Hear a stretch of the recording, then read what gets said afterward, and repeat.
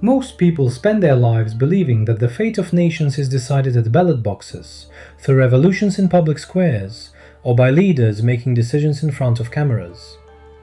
But when you descend into the deeper, quieter corridors of modern economic history, you are confronted with a far more unsettling truth.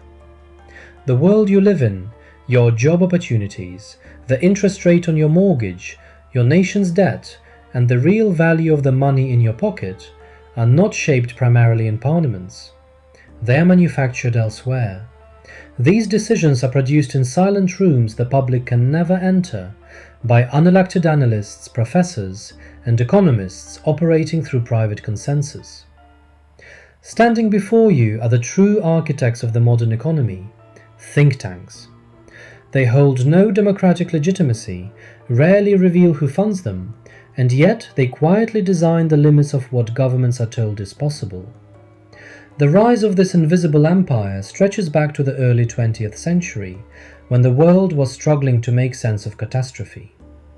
As the smoke of the First World War still lingered, the global financial system was destabilized, and governments faced economic realities they had never encountered before.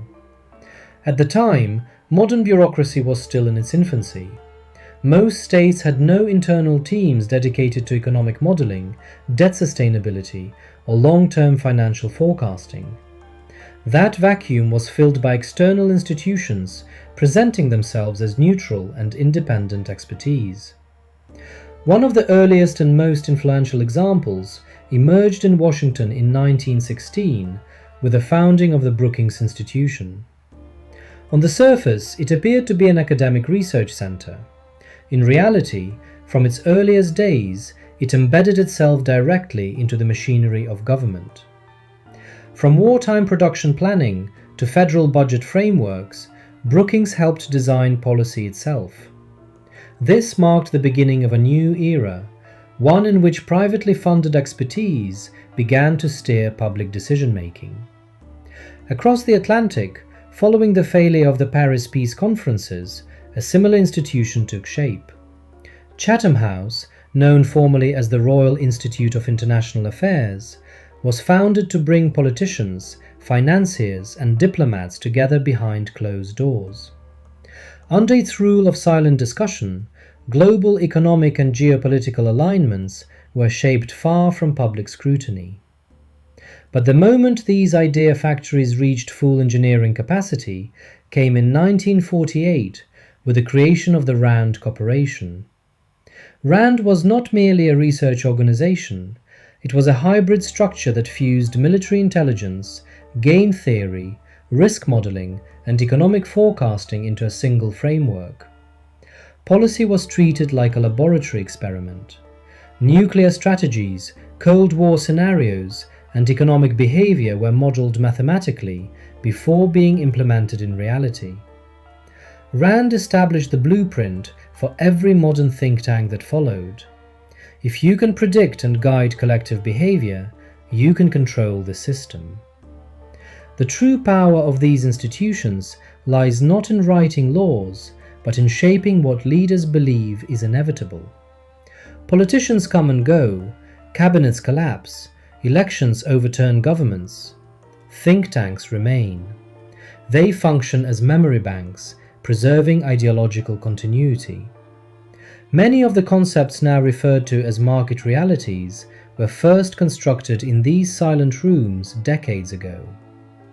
When you follow the money behind these supposedly independent ideas, familiar names appear: Rockefeller, Ford, and Carnegie foundations, Wall Street banks, defense industry giants. By funding institutions aligned with their worldview, donors help manufacture consensus. The deregulation wave of the 1980s, the privatization of public assets, and the spread of austerity policies were not spontaneous economic necessities. They were doctrines deliberately developed and promoted by institutions such as the Heritage Foundation and the Cato Institute. Under the mask of neutrality, the system presented the interests of an unelected elite as scientific inevitability. The most insidious mechanism within this ecosystem is known as the revolving door.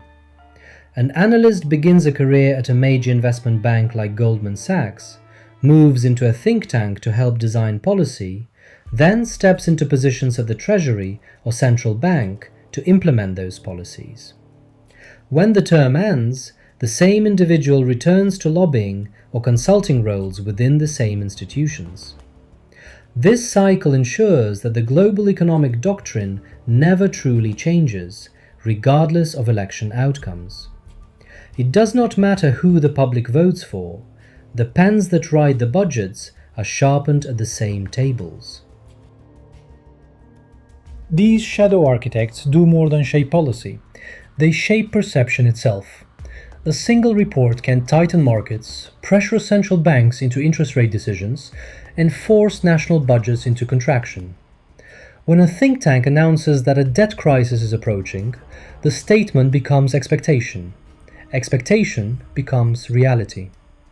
Economics, at its core, is a system of belief and psychology. The most powerful financial gatherings in the world are not the televised summits.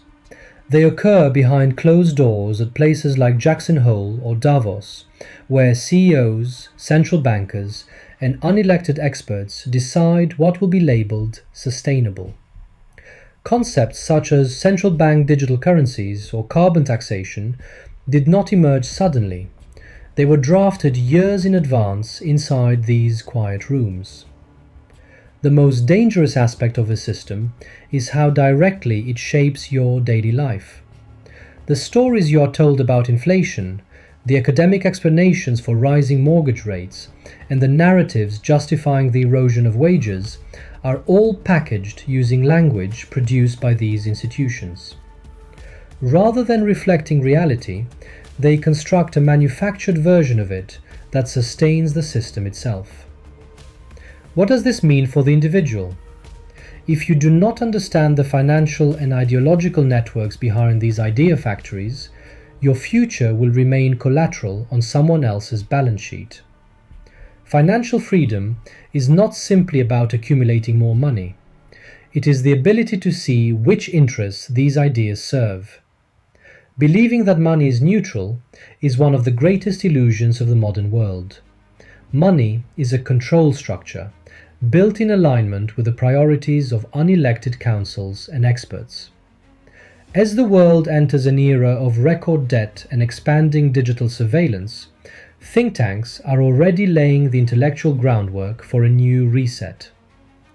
Every crisis becomes an opportunity to centralize power further and increase control.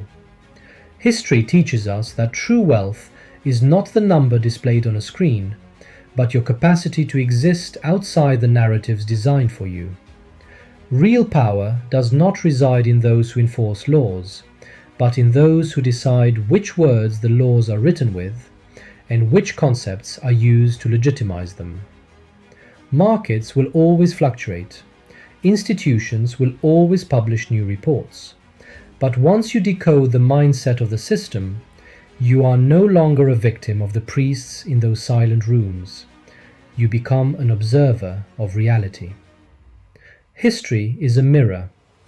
What it reflects is not only the past, but the quiet traps being constructed for the future.